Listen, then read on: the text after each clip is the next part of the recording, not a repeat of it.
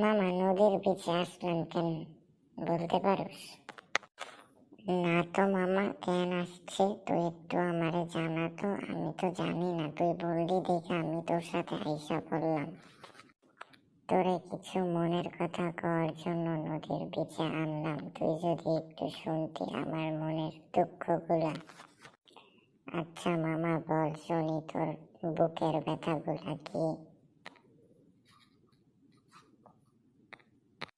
মামা 6 বছর প্রেম করছি, শালার বেটি আমার টাকা পয়সা সব খেয়ে তো দিছেই, আমারে পুরো ল্যাংটা করে ছেড়ে দিয়েছে। আমার এখন চলার মতন টাকা নাই, কিছু নাই, আমার ঘর বাড়ি নাই, সব বেচে ওর পিছনে উড়াই দিছি। বল এখন ওরে কি করা লাগে?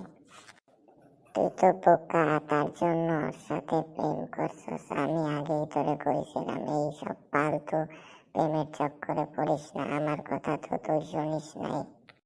কি আর করবো বেটা, আমি ওরে একবার দেখা পুরা প্রেমে পইড়া গেছি, তাই আর তোর কথা আর ভাবি নাই। তুই যে আমাকে তখন সত্য দিকটা দেখাইতে চাইছিলে, আমি সেটা শুনি নাই।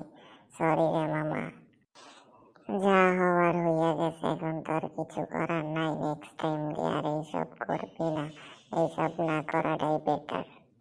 হ্যাঁ মামা, কবি একটা কথা ঠিকই বলছে, নারী তুমি ছলনাময়ী, ঠিক আছে, আমি আজকে প্রমাণ পাইছি সামনাসামনি।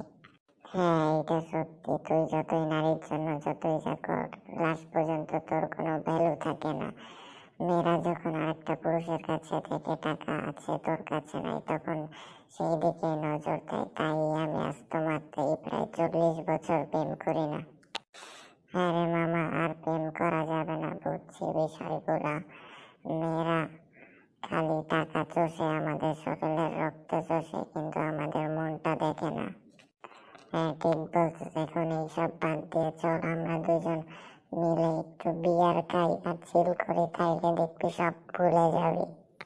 আচ্ছা চল, আজকে গাঞ্জা খাবো, ইয়াবা খাবো, মদ খাবো, খাইয়া দুজনে ঘুমাই থাকবো, আমার সব সুখ আকাশে উড়াই দিব। হয় হয় মামা, আর মাইয়ার নেশা হবে না, এখন খালি হবে গাঞ্জার নেশা। জয় বাবা গাঞ্জার জয়।